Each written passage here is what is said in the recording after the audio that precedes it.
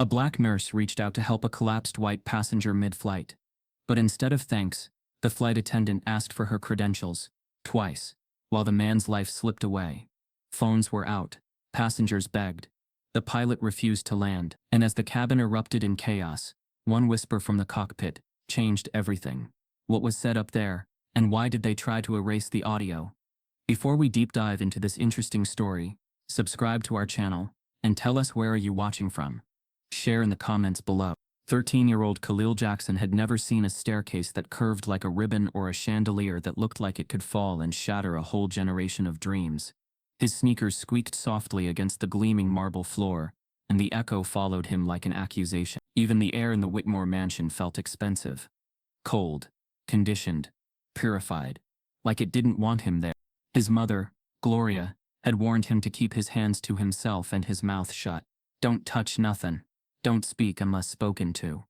We're just here to work, baby, she whispered, smoothing the collar of his Goodwill-bought shirt for the 5th time that morning. Khalil nodded, pretending not to care. Pretending this wasn't weird. Pretending like he didn't notice the way Mrs. Whitmore's eyes narrowed when she saw him standing next to the cleaning supplies, as if he were part of the mess. The woman was tall and powdered, dressed in a beige pantsuit that matched the house. Her voice was sweet, like tea with too much sugar. But her words were sharp. "Oh, Gloria, I didn't realize you were bringing help," she said, her gaze landing on Khalil, like he was a surprise stain.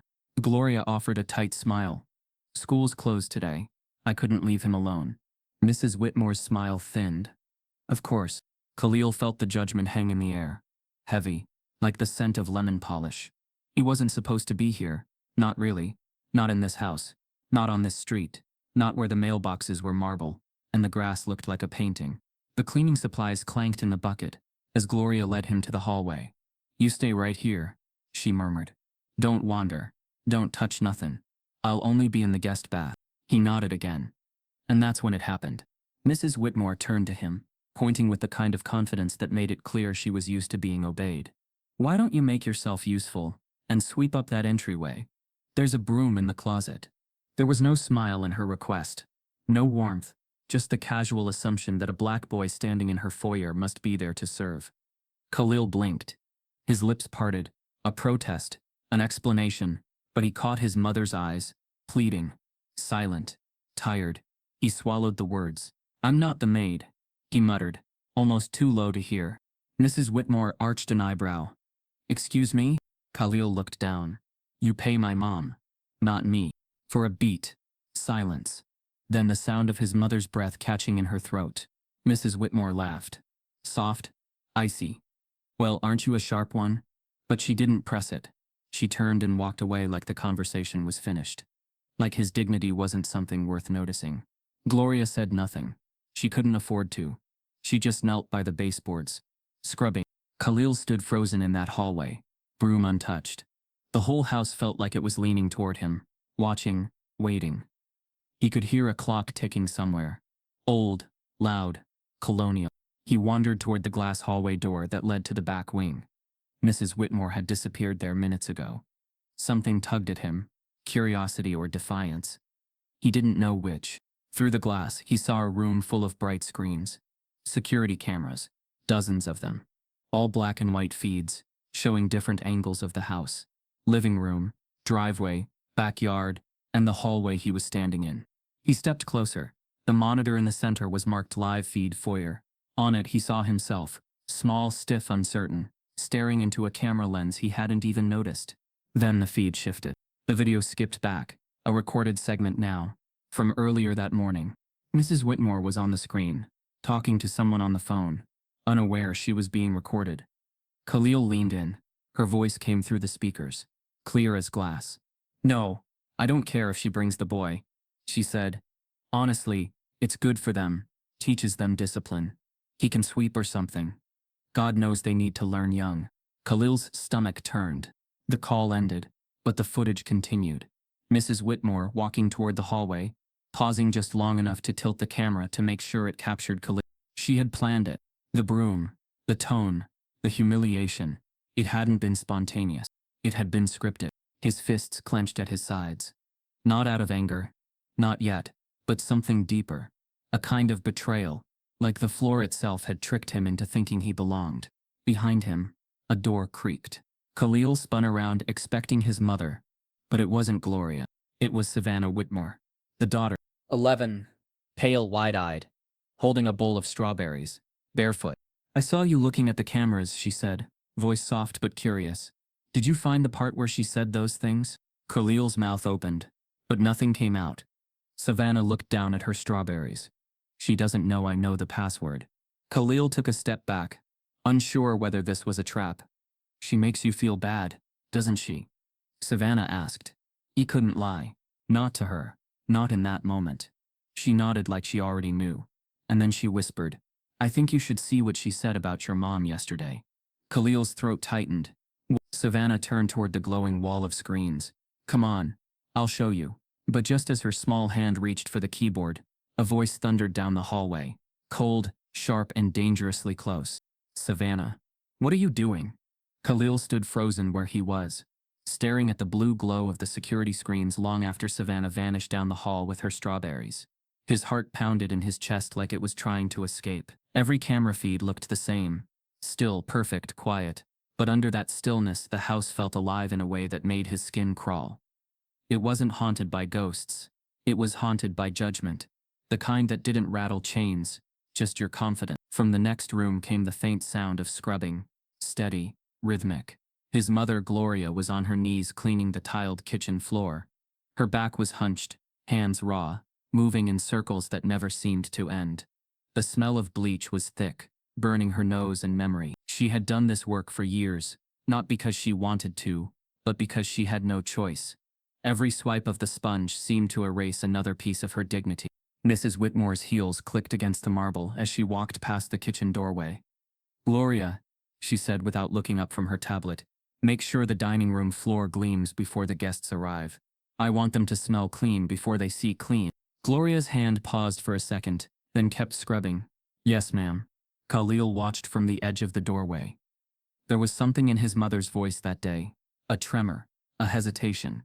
She had worked for Mrs. Whitmore for nearly a decade, long enough to know that tone meant trouble. Mrs. Whitmore wasn't asking for help. She was reminding Gloria of her place.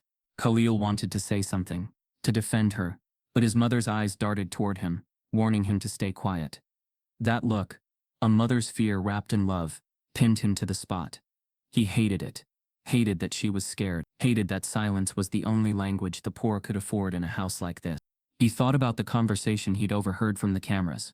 The way Mrs. Whitmore had laughed about him learning discipline. The way she talked about his mom like she was just another appliance. It burned in his chest. In the dining room, the Whitmores were setting up for a charity brunch. The irony stung. People sipping champagne to help the less fortunate, while Gloria's hands cracked from cleaning the glasses they'd drink from. Khalil could hear the chatter, the laughter, all light and easy. The sound of comfort that comes from never having to worry about your next meal or your next insult. He walked in slowly, head down, pretending to be invisible. But Mrs. Whitmore saw him. She always did. "Oh, there's my little helper again," she said, voice sugary and sharp at once. "Khalil, darling, since you're standing there, grab that silver tray and carry it to the patio." Khalil froze. "Ma'am." Before he could finish, she snapped her fingers, a sharp, quick sound that sliced through the air, like calling a dog. "Now please," she said, the fake politeness coating her words like paint over rust. Gloria's hand jerked, knocking over the bucket. Water splashed across the tiles. She immediately scrambled to clean it, muttering apologies that weren't hers to make. Khalil stared at Mrs. Whitmore, his throat tightening. The woman smiled, thin, polite, distant. The kind of smile that said she didn't expect him to have thoughts. He picked up the tray anyway, his hands trembling. The silver felt heavier than it should have, the reflection warped by his shaking fingers. He walked toward the patio, past guests who didn't look at him, or worse, their glances slid over him like static, curious, condescending, comfortable. A man with a glass of champagne chuckled to another. "Kids these days, huh? You've got to teach them responsibility early." Good for her, keeping him busy. Khalil's ears burned. His chest tightened. They thought he worked here. They thought he belonged to her. Outside, the sunlight felt like punishment. He set the tray down on the patio table and took a step back. Through the glass doors, He saw his mother still scrubbing, still apologizing. He'd never felt smaller. Mrs. Whitmore followed him out, adjusting her pearl necklace. "You're doing fine, Khalil," she said, sipping her drink. "It's good for young men to learn hard work early. Your mother sets a fine example." Khalil turned to face her. For a second he saw not just a rich woman, but the system she represented, polished, polite, smiling while it crushed people. "Ma'am," he said quietly, "my mom works hard. You don't have to remind her." Mrs. Whitmore blinked, surprised.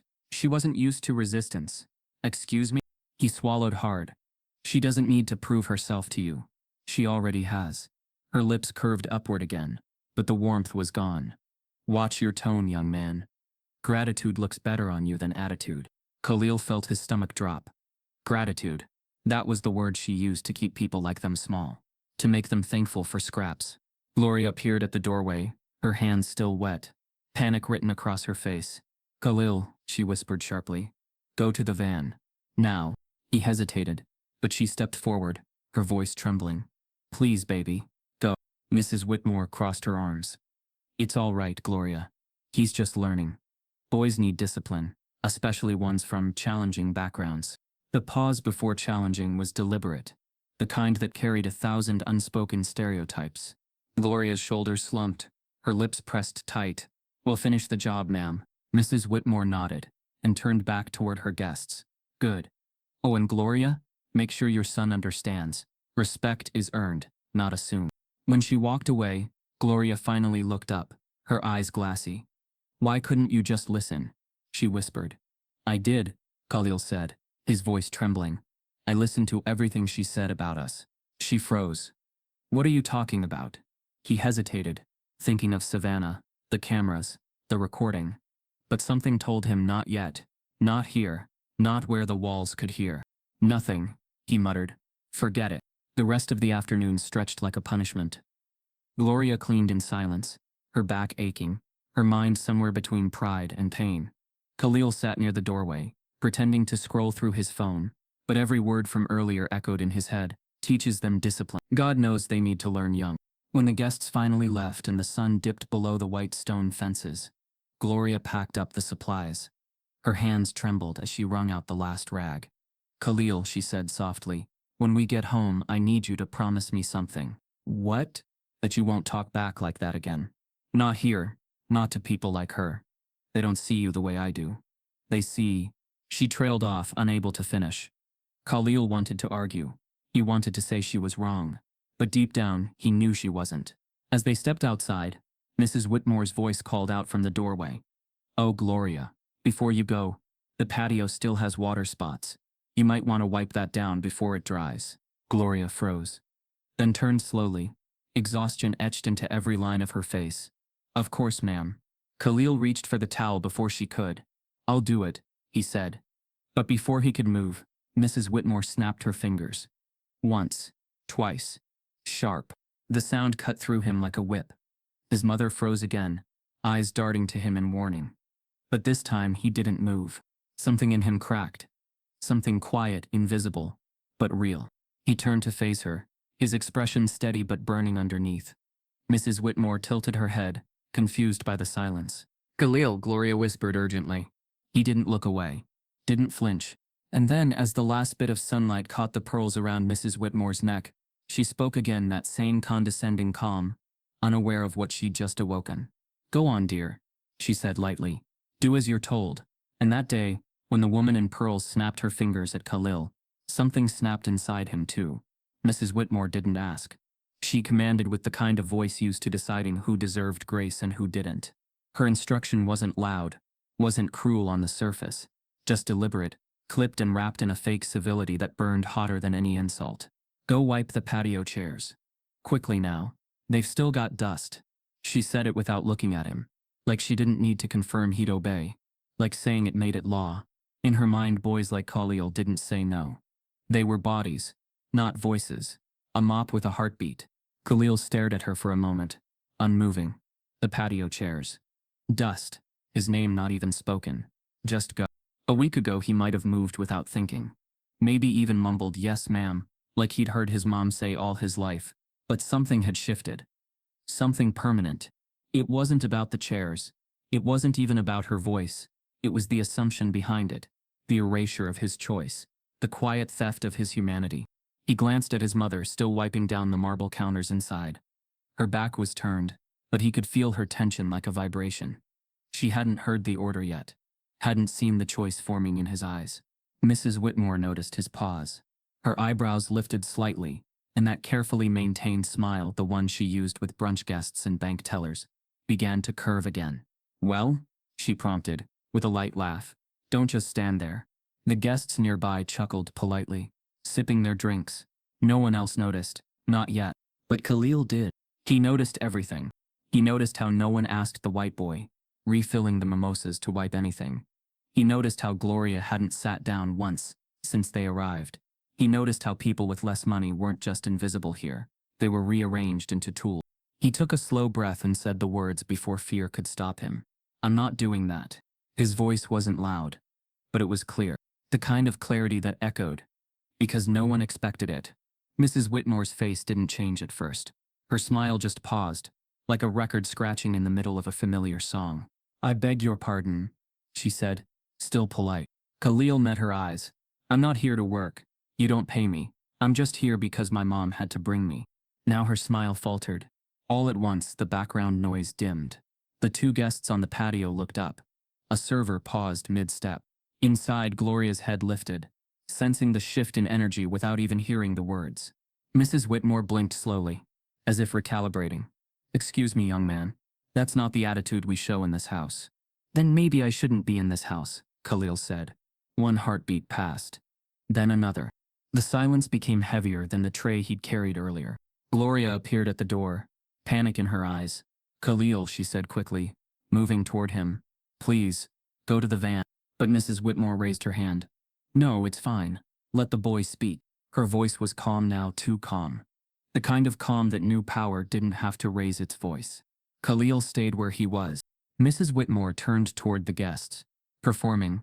"You know, this is exactly what I was talking about the other day. The disrespect, the lack of values." She gestured to Khalil like he was a cautionary tale. He stepped forward. "Just once." "You mean the part where you said it's good for them to learn discipline young?" he said. "I heard you, on the security tape." This time the silence wasn't subtle. It was total. Her mouth parted slightly. Not in shock but in disbelief. Like a rich woman being told her credit card had declined. Gloria gasped. "Khalil, what did you say?" "I saw the footage," he said, louder now, but his voice still steady. "The camera room. Savannah showed me.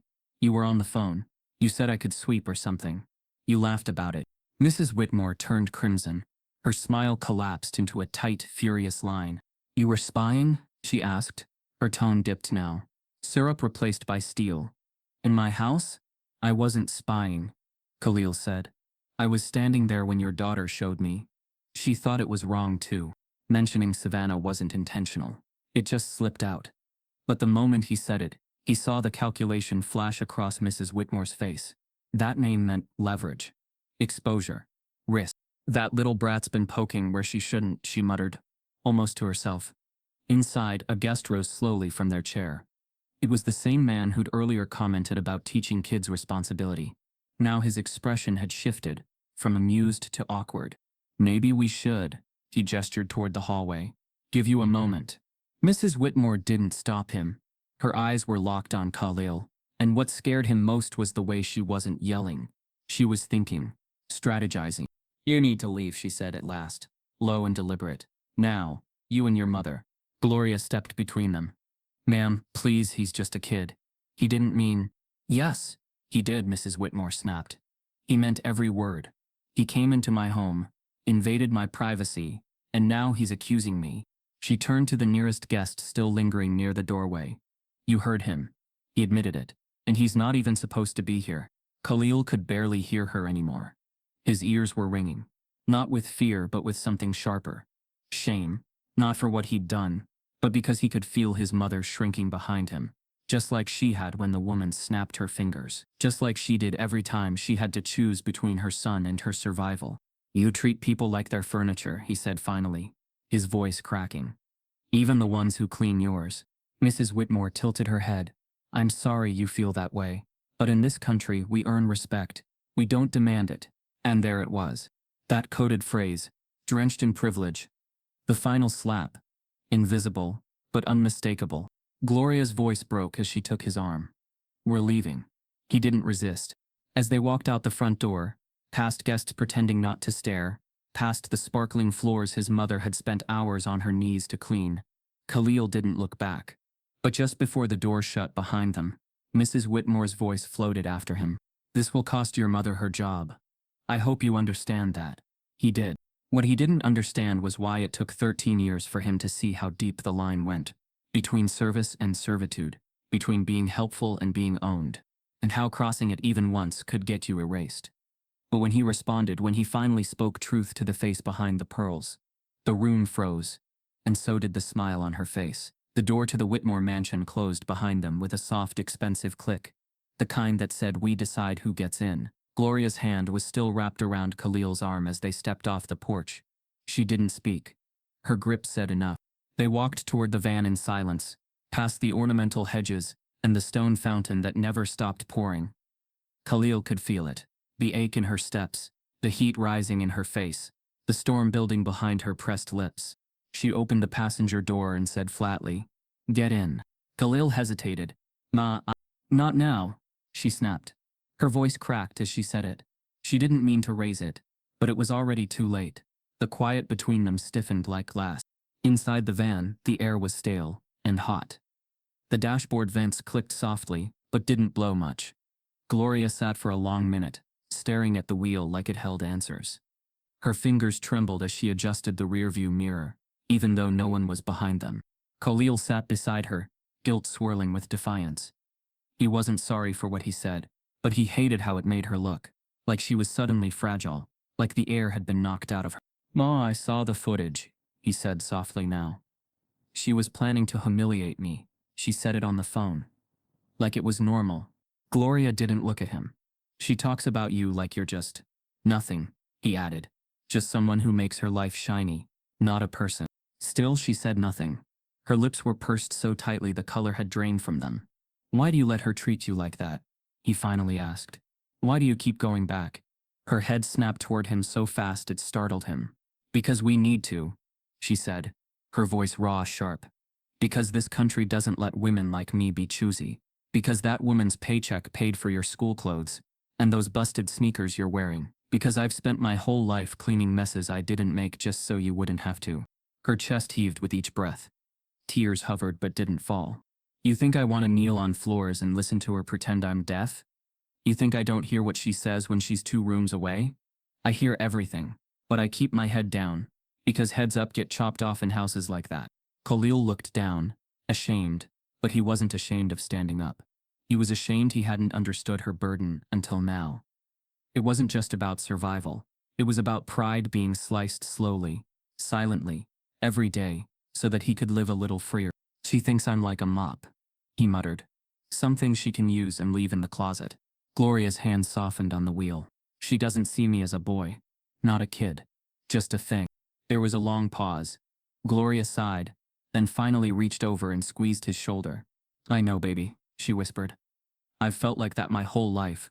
They sat in the heat, the windows fogging slightly, the van gently ticking as the engine cooled. Then Gloria said something Khalil didn't expect. "You want to go back in there?" His head snapped toward her. "What?" "You heard me." She turned the keys slowly in the ignition, then paused again. "If you want to speak, really speak, then do it. But not in anger. In truth." Khalil stared at her. "You're saying I should go back?" "I'm saying," she said, meeting his eyes, "sometimes silence keeps us safe, but other times, it just makes us disappear. You already spoke up once. Now don't whisper your truth." His heart beat faster. Inside the mansion, the guests had mostly cleared out. The brunch was over, leftovers half covered with foil, wine glasses still sitting out. Mrs. Whitmore was in the den, talking on the phone in a hushed but irritated tone. When the door opened and Khalil stepped back in, this time without a tray, without cleaning supplies, she turned sharply. "You need to leave," she said, rising from the couch. "I'm not staying," Khalil replied, calm now. "Clear. But I have something to say." Gloria stood in the doorway behind him, arms crossed, watching, silent. but no longer small. Mrs. Whitmore laughed dryly. You've said quite enough for a boy who doesn't work here. You're right, he said. I don't work here, but you treated me like I did. You talked about me like I was your property. You gave me orders like I was a servant, and I'm 13. She blinked, thrown off by the steadiness in his voice. I saw the video. You said it's good for them to learn discipline. You said I could sweep like it was normal, like my life only has value if I'm useful to you. Mrs. Whitmore looked toward Gloria. Is this how you're raising your son now? To lecture people in their own homes? I'm raising him to be a man, Gloria said. Which means knowing when to speak. Khalil stepped closer. You snapped your fingers at me, like I was beneath you, like I wasn't human. But I'm not your help. I'm not your lesson. I'm not your charity project. He paused, his breath hitching, not from fear, but from the weight of it all. I'm a kid. A black kid. And you don't get to define my worth just because you write my mom a check. Mrs. Whitmore's smile returned, but now it was brittle. You're being dramatic. I was simply asking for help. No, Khalil said. You were demanding obedience. The air shifted. The house, once so polished and proud, suddenly felt hollow. The paintings on the wall, the spotless vases, none of it mattered anymore. It was just noise around a moment of truth. Gloria took a slow step forward. This was my last day, she said. You can mail the check. Mrs. Whitmore scoffed. You won't find another job like this. Gloria nodded. Maybe not. But at least my son won't have to learn how to swallow his pride to keep food on the table. They turned to leave, but as Khalil reached for the door he stopped. Not because he was afraid, but because something needed to be said. Something final. He turned back, locking eyes with the woman who once owned every room. You know what's funny, he said. You have all this stuff, chandeliers, glass walls, silver trays. But I don't envy you. Mrs. Whitmore tilted her head. Because respect, he said, you can't buy that. And then, before she could reply, before she could twist his words into something polite, Khalil opened the door and stepped into the sun. And what he said next, to a stranger outside the gate, would echo through every hallway of that house. To the Whitmores, Gloria Jackson was never more than background noise. A quiet blur in the corners of their polished life, wiping counters, folding napkins, picking up after parties she wasn't invited to. She didn't speak unless spoken to. She moved like a shadow. Efficient, silent, dispensable. She was never seen, only noticed when something was dirty. But that day, after her son spoke in a voice that refused to shrink, the Whitmores saw her, not as a person, not with respect. They saw her the way people see fire after it's spread too far, as a threat to the furniture. As Gloria walked to the van with Khalil, holding her keys tighter than necessary, she didn't feel victorious. She felt raw, like someone had peeled off the layer of skin she'd worn to survive. Her chest was tight with fear. Fear of lost income, of retaliation, of being remembered only for how she left, not the decade she gave. But Khalil? He was burning, not with rage, not with pride, but with clarity. Because now he saw what she saw, all these years, not just the injustice, but the calculation behind it, the quiet math that said use them until you're done, then erase them before they speak too loudly. And yet, neither of them noticed the man standing outside the gate. He was short, maybe mid-50s, in an untucked maintenance shirt and steel-toe boots. One hand rested on a ladder strapped to a rusted van, with a Whitmore's Estate Services decal peeling off the side. His skin was deep brown, his beard graying, eyes sharp. He had seen the whole thing. Not from behind a fence or across the street. He had been on the side of the house, checking an irrigation line. Mrs. Whitmore had barely nodded at him when he arrived. She never did. The man, whose name was Otis Briggs, didn't say anything as Gloria and Khalil passed, but his eyes locked on the boy, not with pity, with recognition.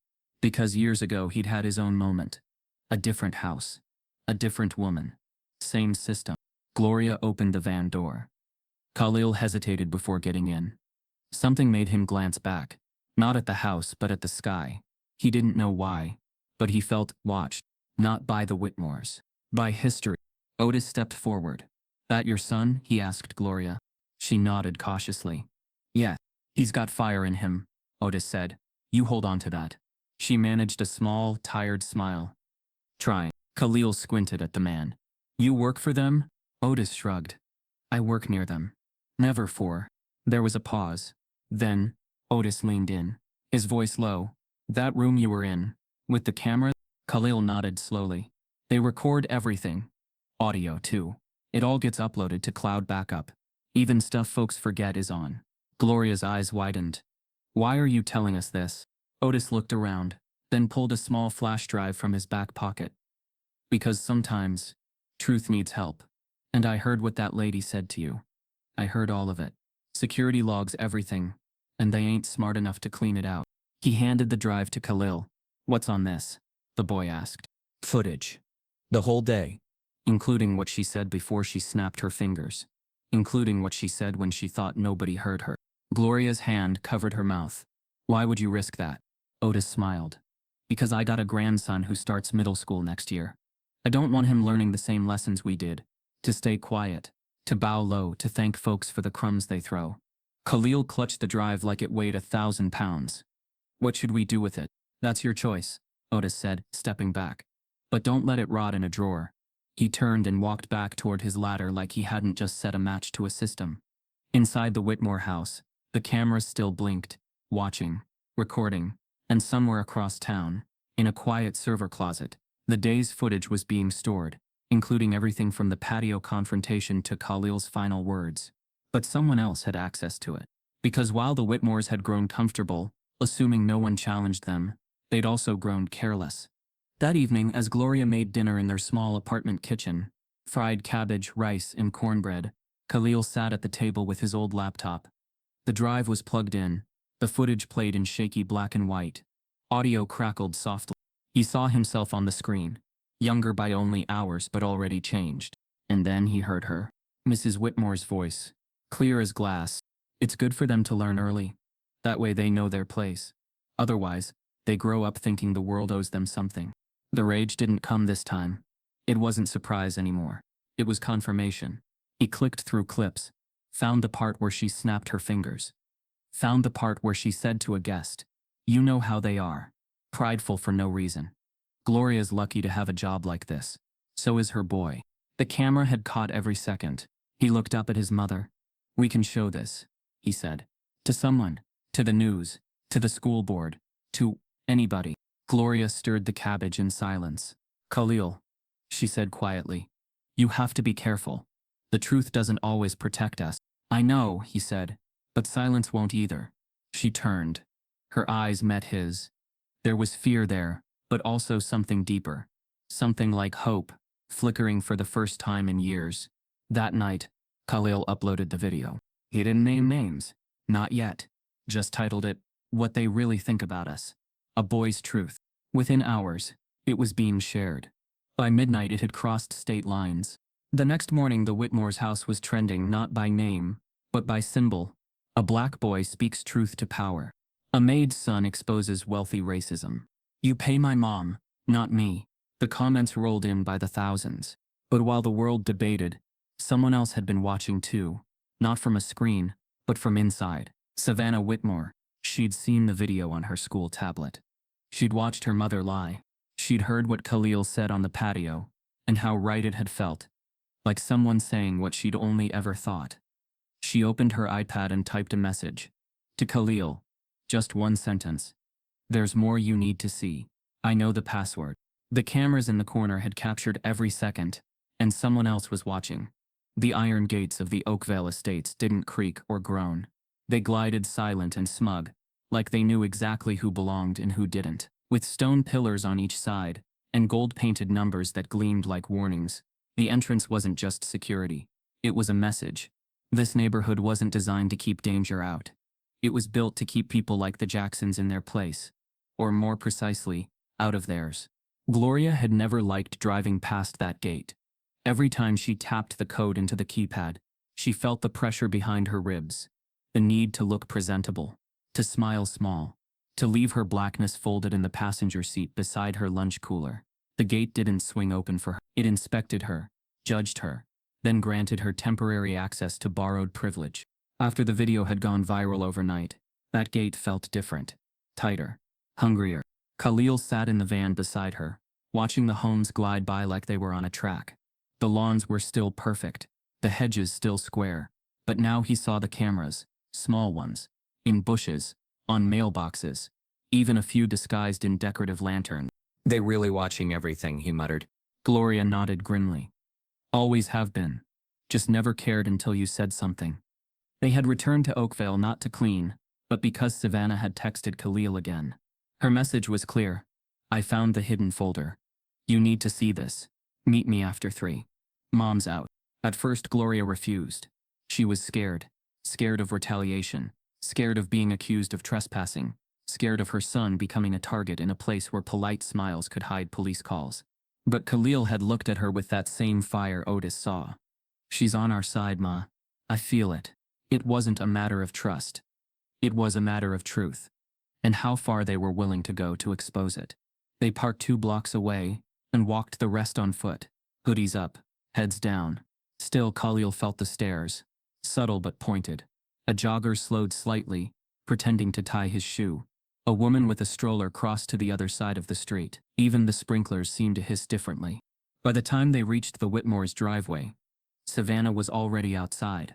She waved them in quickly, glancing over her shoulder like a lookout. I don't have long, she said. Mom's getting a massage across town, but she checks the cameras a lot when she's bored. Gloria hovered near the door. We shouldn't be here. I know, Savannah said, but you have to see this. She led Khalil inside while Gloria stayed near the foyer, her arms folded tight, her eyes scanning the door like she was waiting for it to slam shut on them. In the security room, Savannah typed in the admin password like it was muscle memory. Here, she said, pointing at a folder labeled Archive Snapshots, DAF tagged clips. Khalil stared at the list. Each clip was named with timestamps and labels like Maid Conflict Bathroom OG, Gardener Break Room OCT, Housekeeper Phone Kitchen. Dozens of them. These aren't for safety, Savannah whispered. They're for leverage. My mom keeps them in case someone tries to sue or ask for more pay. Khalil clicked a file, at random.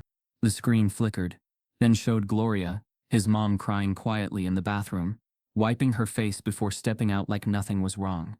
Another clip showed Otis, the maintenance man, standing behind the guest house, drinking from a water bottle, and shaking his head. No sound, just a quiet moment of exhaustion. They spy on people, Khalil said, disgusted. Savannah nodded. My mom thinks it's smart business. She says people show their true selves when they think no one's watching. He turned toward her. But it's you who's watching, and you still chose to help me. Savannah looked down. Because what she's doing is wrong. All of it. Meanwhile, outside the house, a black SUV had turned into the driveway. Not Gloria's, not Mrs. Whitmore's. The logo on the door read, Oakville Homeowners Association. Out stepped a man in a tailored blazer and stiff khakis. Early 60s, sunglasses too dark for the weather. His name was Preston Cade, HOA president, resident for 27 years, defender of the Oakville Standard. He didn't knock. He walked straight into the Whitmore's home like it belonged to him. Like all of it did. Gloria froze as he entered. Excuse me, sir. Can I help you? He eyed her with a polite smile that didn't reach his eyes. You, Gloria Jackson? She nodded slowly. I've received multiple reports about unauthorized individuals entering the property, he said, his tone flat but clipped. This is a private residence, and the HOA reserves the right to investigate unusual activity. I'm here with my son, she said cautiously. Savannah invited him. Be that as it may, Cade replied, adjusting his cuffs. We have guidelines about service staff remaining on property after hours. And your family, Miss Jackson, is technically not registered as residents or guests. He glanced toward the hallway. Where is the boy? Gloria didn't answer. Upstairs, Khalil and Savannah were still scrolling through footage when the screen flashed. Remote access requested. What's that? Savannah asked. Khalil's chest tightened. Someone's trying to log in. Savannah tapped a key. It's from the HOA office. Downstairs, Cade pulled out his phone. I suggest you both leave immediately, he said to Gloria. If the boy's found in restricted areas, I'm obligated to contact security, or the authorities. The threat wasn't even veiled. Gloria's voice cracked. He's just a kid. He didn't do anything wrong. Cade raised an eyebrow. He doesn't need to. And that was the truth, wasn't it? Khalil didn't need to steal anything, break anything, say anything loud or disrespectful. All he had to do was exist in a place that didn't expect or accept him. He was already guilty. Guilty of being too confident, too awake, too vocal, guilty of seeing the system behind the smile. Savannah grabbed the drive from the computer and handed it to Khalil. Go. Now, come with us, he said. She shook her head. I'll slow you down. I'll make a copy here. Footsteps thundered up the stairs. Go, she whispered again. Khalil raced down the back hallway, slipping the drive into his hoodie pocket. He nearly collided with Gloria at the base of the stairs. Let's go, she said breathlessly. Now. Outside, Cade stood near the SUV, already speaking into a phone. Yes, I need a patrol unit. Possible trespasser. Male, mid-teens, unknown intent. Unknown intent. That's what they always said when they didn't want to admit what they feared. That black boys didn't have to do anything wrong to be seen as dangerous. They just had to be there. Gloria and Khalil didn't run. They walked fast, deliberate, but not frantic. Still, as they passed house after house, Khalil felt the weight of every window, every lens, every eye. He wasn't their worker. He wasn't their help. But in this zip code, that only made him a bigger problem. And when the HOA president arrived, Khalil learned the cameras weren't for safety. They were for control.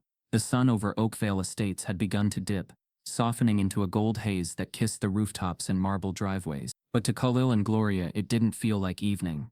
It felt like exposure. Every shimmer of sunlight caught another camera lens, another gaze, another unseen watcher who didn't need a reason to judge. They hadn't made it halfway down the block before the first patrol car rolled in through the gates.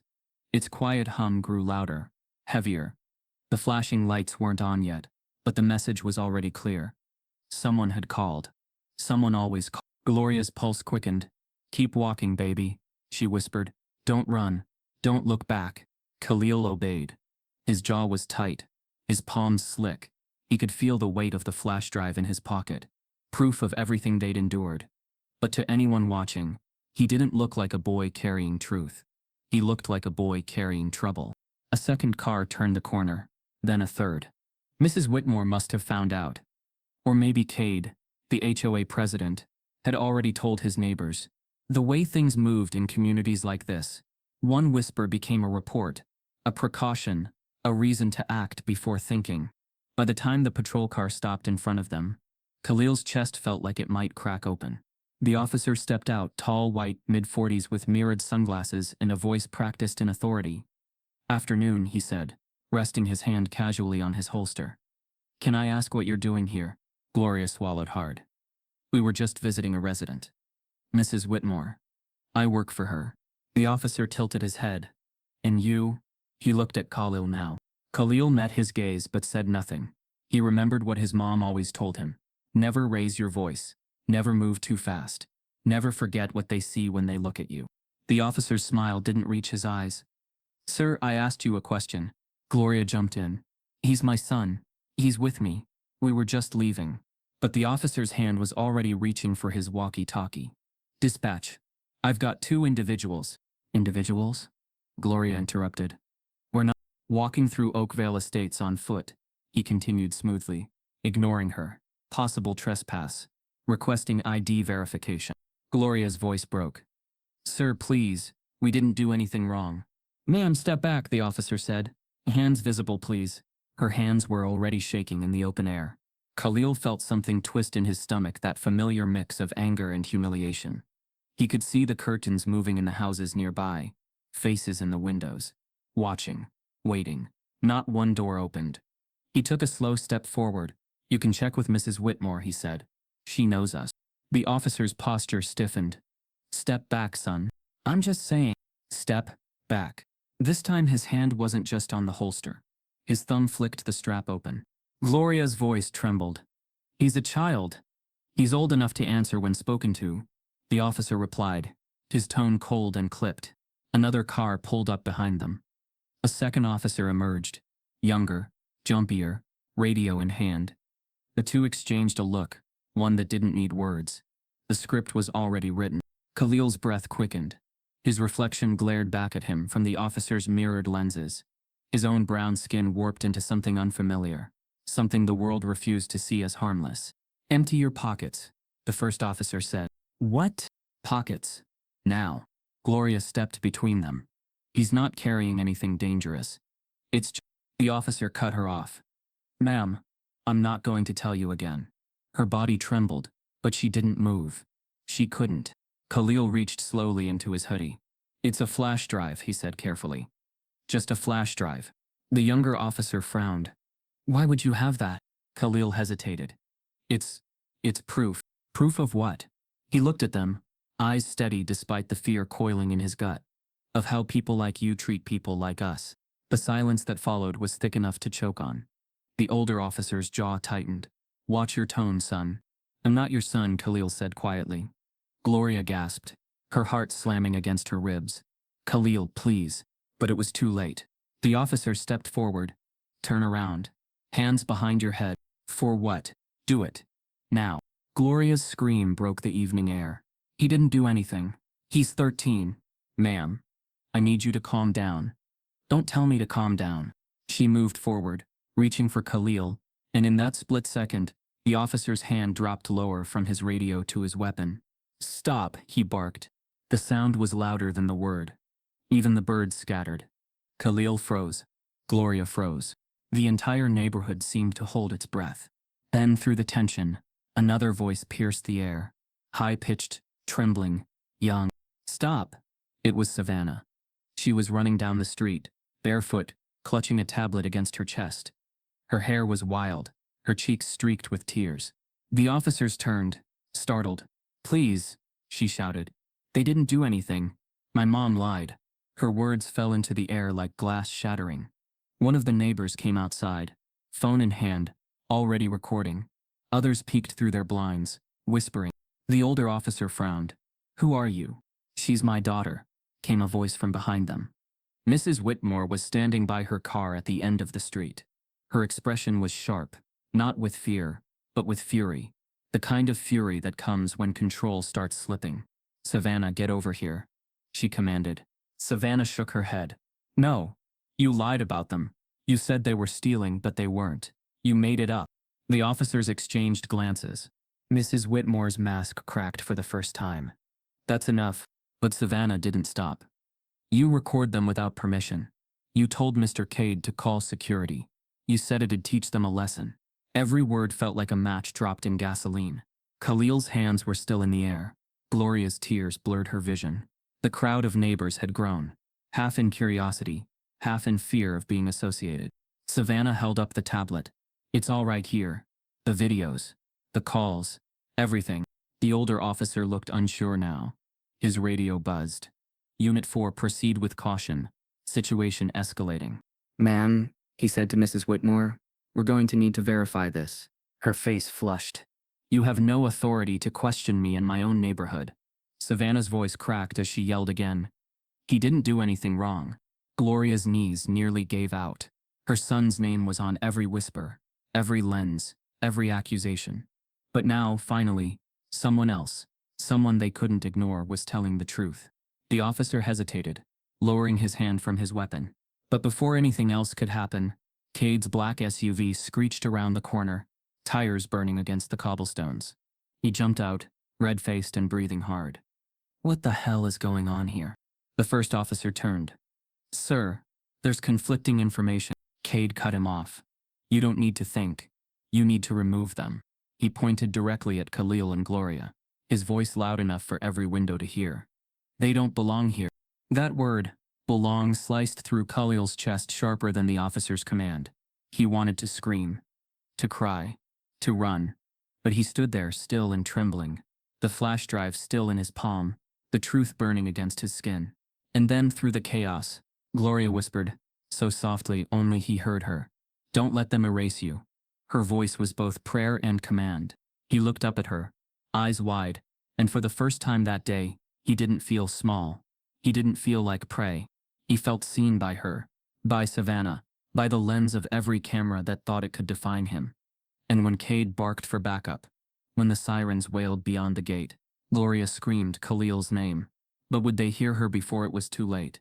Khalil didn't move, not because he was guilty, but because he understood the choreography expected of black boys in places like this. The officer's hand hovered near the holster like gravity was pulling it there, on instinct. The weight of the moment stretched tight, like the air itself had to choose sides. Khalil could hear his own heartbeat in his ears, loud enough to drown out everything else. Behind him, Gloria was pleading, her voice cracking with panic, with memory, with a lifetime of knowing how fast things could go wrong. In front of him, Officer Monroe, nameplate catching the light, didn't blink. His mirrored sunglasses turned Khalil's face into a reflection of the very fear that justified this kind of power. "Keep your hands where I can see them," Monroe said again. Khalil's hands were already high, palms out, shoulders shaking from holding them too long. He didn't breathe hard. He didn't twitch. But in that neighborhood, none of that mattered. Because once you were seen as a threat, even standing still looked suspicious. Time passed in fragments. A breeze lifted the edge of Gloria's scarf. A leaf skittered across the pavement. The scent of clipped roses floated from someone's landscaped yard. And then came the sirens. From beyond the gate, 2 more units rushed in. Backup called by Cade or Mrs. Whitmore, or some nameless neighbor who described a confrontation and raised voices. The kind of phrases that sound objective, but are dipped in fear. Within seconds, the street filled with red and blue. 3 officers. 4. All white. All cautious. All alert. And all looking at him. Khalil didn't lower his hands. He couldn't. Because even now, his mind wasn't racing through guilt or innocence. It was calculating risk. He hadn't run. He hadn't yelled. He hadn't disobeyed a single command. But none of those facts fit the image they saw. He was the cleaner's son. Yes. But in their eyes, in this moment, he had crossed the line between familiar and dangerous, between safe and suspect. Savannah was still shouting from the sidewalk, clutching her tablet like a shield. "She's lying," she screamed again, pointing at her mother. "My mom lied about them. They didn't do anything." Officer Monroe barely looked at her. Cade pushed past another officer and pointed again. "He was snooping through private equipment. Broke into our surveillance. Probably tried to steal something." The word steal struck Khalil like a slap. He'd heard it before. Whispered in stores. Hinted at in classrooms. Thrown out when bags were checked and receipts demanded. He had never stolen anything. But his skin had always been enough to make the accusation stick. "Do you have proof of that?" one of the newer officers asked, not fully convinced but not ready to challenge authority. Cade stepped forward. "I have witness testimony." "He's lying," Savannah interrupted. "I gave Khalil the password. I invited him. He didn't break in. He told the truth." Cade ignored her. "She's a child." Clearly confused. Another voice joined, sharp and disgusted. "You're deflecting, Preston." It was Otis. He'd come down the sidewalk slow and deliberate, grease on his pants, clipboard in hand. He walked like someone who had built things and broken down barriers, without ever asking permission. "You told me to keep the server clean last month," Otis said, not raising his voice. "Told me to filter out anything questionable from the logs. Now why would you say that if y'all weren't watching things you shouldn't have been?" The officers turned toward him. Cade's face flushed. "You don't know what you're talking about." Otis nodded at Khalil. "That boy didn't steal anything. He exposed something." Monroe narrowed his eyes. "Exposed what exactly?" Otis held up his phone. "How about I show you?" He clicked play. Mrs. Whitmore's voice rang out clearly, from the clip Khalil had played earlier. "It's good for them to learn early. That way they know their place." The words weren't debatable. They weren't distorted. They were clear and cruel. Another clip followed. "Use the cameras. If the maid's kid gets mouthy, we can always claim a safety issue. That usually shuts them up." Silence fell across the officers. Even Monroe blinked. "Where did you get this?" he asked. Otis shrugged. "From the same place the accusations came from. Inside this system." Savannah stepped forward. "He's telling the truth. My mom uses the cameras to spy. She says she's protecting the property, but she's really protecting her image." Cade exploded. "This is absurd. That footage is private." "No," Khalil said, finally lowering his hands. "That footage is the truth. You just never expected someone like me to have it." Monroe looked between them all. For the first time his posture softened, but it wasn't over. From behind the patrol car, Mrs. Whitmore stepped forward. Her makeup perfect, her face composed, her voice smooth as always. "Officers," she said, "I believe this has gone far enough. We don't need a scene. I'm sure the boy meant no harm. Let's just forget this." But her eyes didn't meet Khalil's. They stayed on the officers, a silent command to keep her above it, to erase the whole thing, to let the hierarchy reset. Khalil stepped forward, trembling but unbroken. "No," he said. "You don't get to forget this. You don't get to decide when the scene ends. Mrs. Whitmore's jaw tightened. The officer closest to Khalil, a younger man with ginger hair and uncertain hands, asked quietly, "Son, what do you want to do with this?" Khalil looked at the crowd, at his mom, at Savannah, at Otis, then back at the officer. "I want people to see it," he said. "All of it." The man nodded slowly. "We'll need statements. We'll need to open an investigation." Kate sputtered. "You can't be serious." Monroe raised a hand. "Enough." The command was quiet, but firm, the kind of voice that meant for now.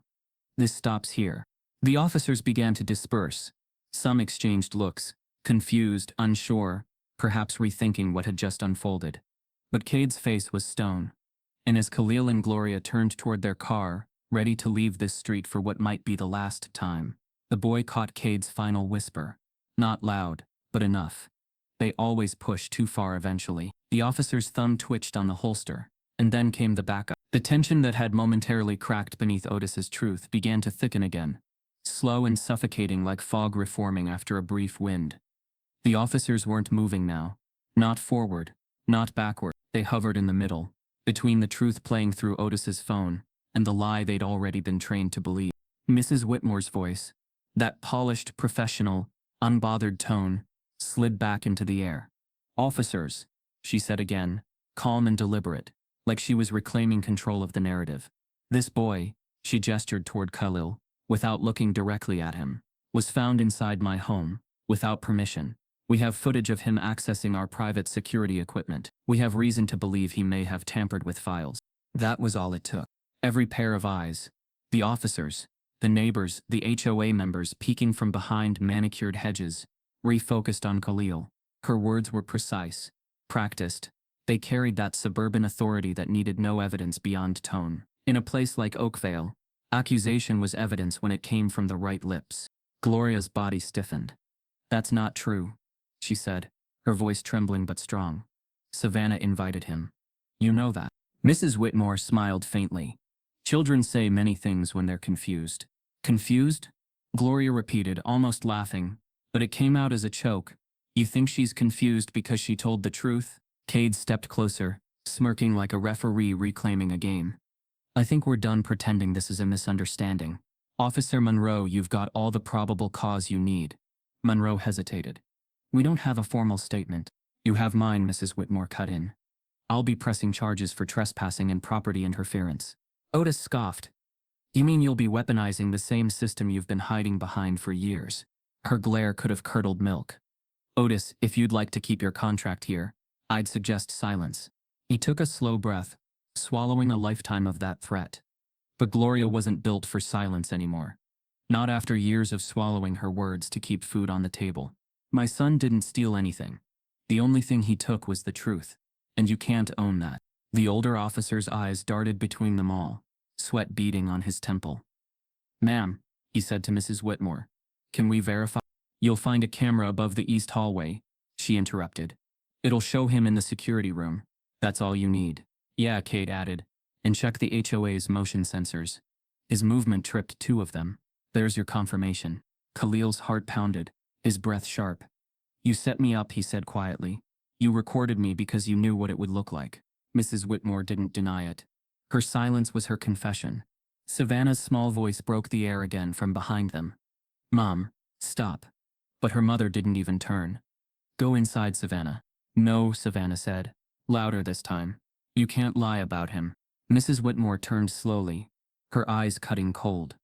"Sweetheart, you don't understand how serious this is." "I understand perfectly," Savannah said, tears welling. "You told Mr. Cade to call the police before they even came back.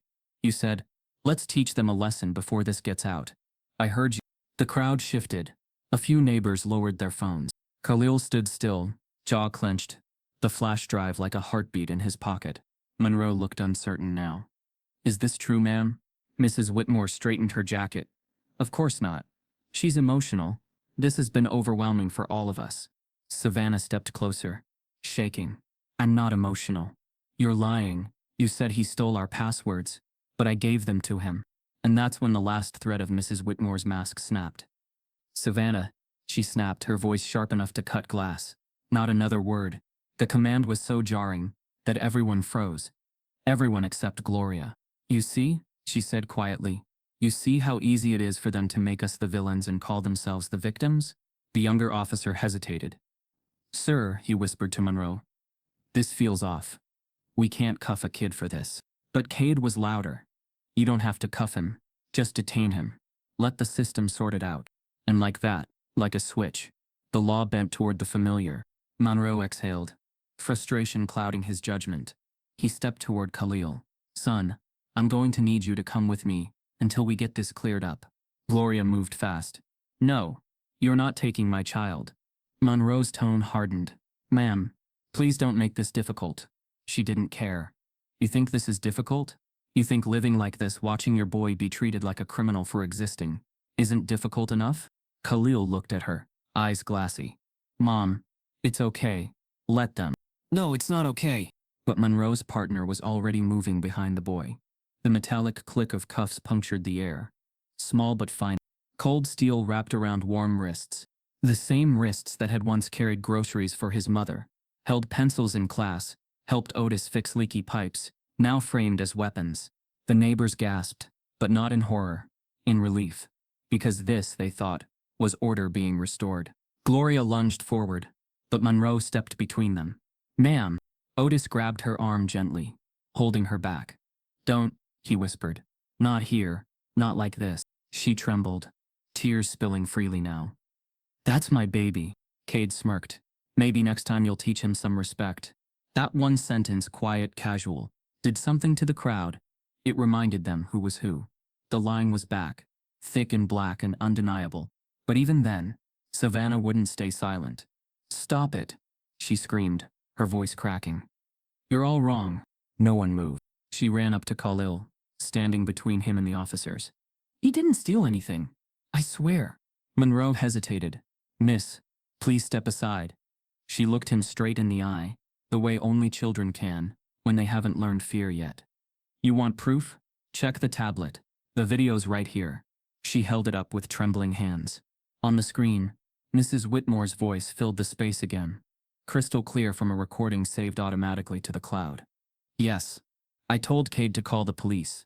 If they get defensive, we'll say it's about property safety. Nobody questions that. The words hung heavy. Heavier than sirens. Heavier than fear. Even the officers froze. Cade's mouth fell open. Savannah, where did you... You taught me how to back up files, remember? She said through tears. I learned from watching you. Mrs. Whitmore's face turned a shade no makeup could hide. Her hand reached out, desperate and shaking. But Savannah stepped back. I'm sorry, the girl whispered to Khalil. I should have said something sooner. Khalil couldn't speak. He just stared at her, not in pity, not even in gratitude, but in stunned disbelief that someone so young could be braver than everyone else combined. Monroe looked from the tablet to Mrs. Whitmore, then down to the handcuffs. He exhaled sharply. Get these off him.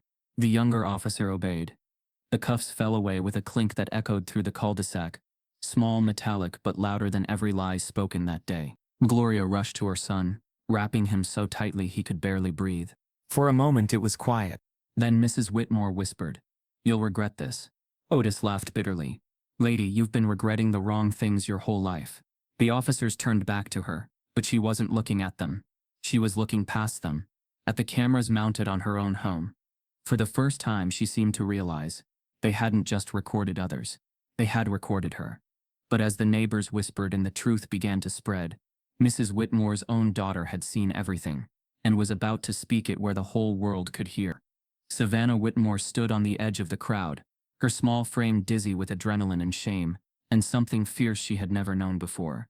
She held her tablet in both hands, trembling, but she didn't look away. The world seemed to tilt under her feet, every face in the cul-de-sac either staring, judging, or shifting uncomfortably.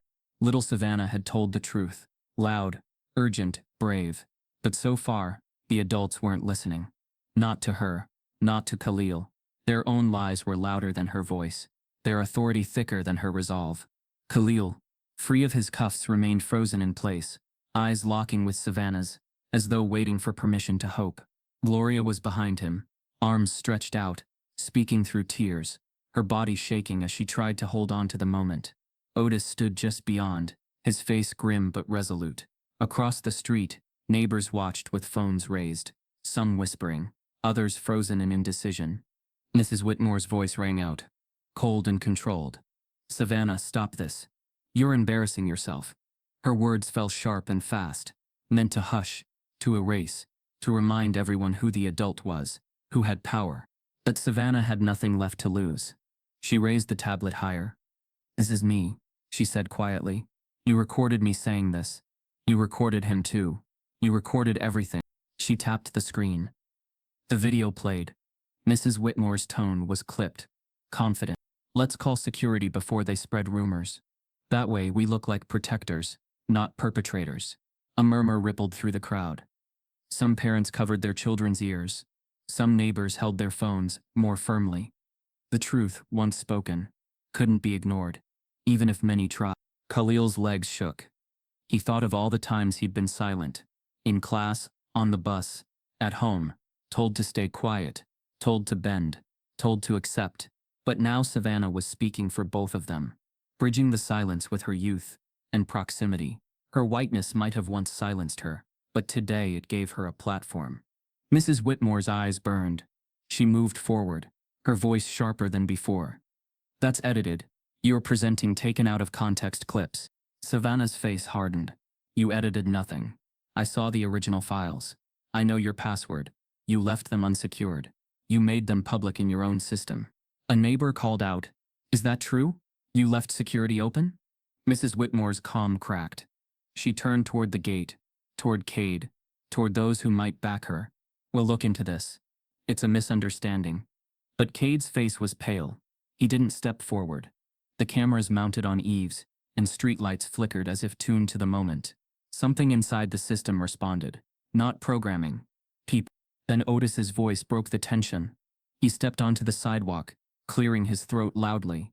"You record because you fear truth, not because you need proof." A gust of wind whipped through the street, rustling leaves, rattling window screens. The electric hum of surveillance systems pulsed faintly, synthetic, restless. Inside a neighbor's open window, someone flipped a switch. In a server room somewhere, a hard drive whirred. A network cable glowed red. Savannah's tablet pinged with notifications. Shares. Comments. Mentions. Expose Whitmore state security. Maid's son stands up. Rich racism caught on tape. The murmurs grew. Some neighbors edged forward. Some closed shutters. One older woman lowered her phone and shook her head in sorrow. Another whispered to her companion, "I never believed a thing she said. Anyway." But then in that moment of rising truth, someone unexpected intervened. A voice crackled over a loudspeaker from a nearby security van. Not a siren, but a smooth, practiced voice. Calm, authoritative. "Attention, this is Oakvale Private Security. Please disperse. This area is private property. You must evacuate immediately, or face trespass citations." The voice was so well modulated, so official, that many bystanders froze, uncertain whether to follow or stay. It sounded like law enforcement. It sounded like power. Savannah's eyes widened. "They're shutting this down." Khalil's heart pounded. "No, they can't." But the crowd thinned. Some parents herded their kids away. Nervous whispers grew to panic, murmurs. The moment threatened to collapse. The truth threatened to vanish under corporate voice. Yet something had changed. The whisper of Mrs. Whitmore's lies no longer buried the truth. Her power had shifted. Her narrative was damaged. Her illusions cracked. And someone had just tried to bury the moment again, with authority no one asked for. Gloria stepped forward, voice steady. "We're not going anywhere. Not now. Not ever." But then, from deep inside the shadow of the houses, a door slammed. A camera focus shifted.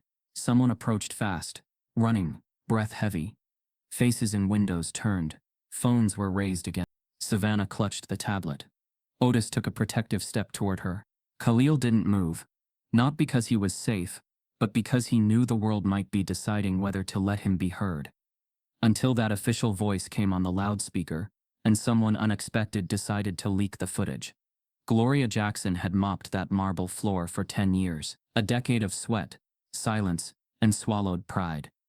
She'd wiped baby formula off countertops when Savannah was still learning to talk. She'd cleaned blood from cracked wine glasses after the Whitmores' dinner party. She'd scrubbed footprints left behind by guests who never knew her name. Only that she left the house smelling like lemon and something invisible. But nothing prepared her for the stain she was now trying to erase. Not from tile but from paper. Khalil's name. It was printed, sharp, and unflinching on the top of a preliminary police incident report filed by Officer Monroe. Subject of concern, Jackson, Khalil, male, black, 13, potential property interference, under investigation. Just below that, the note incident resolved without formal arrest. Pending evaluation by Juvenile Review Board. The ink wasn't dry, but the label was. Gloria sat in a small office inside the downtown Juvenile Advocacy Center. Her hands clenched so tightly her knuckles had gone pale. Khalil sat beside her, silent, his knees bouncing under the chair. Across from them was Lenz, a public defender assigned to cases like theirs, urgent, high-profile, racially sensitive. "I've reviewed the footage," Ms. Lenz said gently, sliding a tablet forward. "Your son didn't steal anything. He was in a house he had reason to be in. He didn't trespass. The security system was wide open, and the Whitmore's own daughter gave him access." Gloria nodded slowly. "But that's not the problem," Lenz continued. "The problem is the narrative." Gloria flinched at the word. Narrative. Lenz tapped the file. "This says your son was a potential security threat. That word, threat, is the reason the board might pursue a hearing." Khalil spoke for the first time. "Because I exist?" Lenz looked at him, then said carefully, "Because you exist in a zip code you weren't meant to challenge." Gloria swallowed a lump in her throat. "So what happens next?" Lenz leaned back. "You've got two options. 1. Let the board quietly close the case, mark it unfounded, and move on. No press, no attention. But Khalil's name stays in the system. Flagged. Trackable." Khalil tilted his head. "Like a file they can open later?" "Exactly," Lenz said. "It won't be public, but it'll never be gone." Gloria looked at her son. He stared down at the folder in Lenz's hand like it was a bomb. "And the second option?" Gloria asked. "We go public," Lenz replied. "We challenge the language. We submit the footage. We show the pattern. But that means press, court, witnesses, media." Khalil looked up. "You mean, they'll put us on trial for telling the truth?" Lenz didn't answer. She didn't need to. Later that week, the courtroom was packed. Not with friends, not with family, but with reporters, community members, and quiet skeptics, sitting behind designer sunglasses and folded arms. The Whitmores weren't there alone. Cade sat beside them, his blazer stiff with entitlement, his lips curled in passive disdain. At the center of it all was Judge Ramirez, Latina, late 40s, known for her firm tone and intolerance for manipulation. She glanced over the preliminary case files, then lifted her eyes toward the crowd. "I understand we are here today to determine whether there is merit to continue monitoring the juvenile file for Mr. Jackson," she said, "and whether the complaint filed by the Whitmore estate, via HOA Representative Preston Cade, should be escalated to a formal case." Cade stood. "Your Honor, I want to stress this is not about race. It's about order."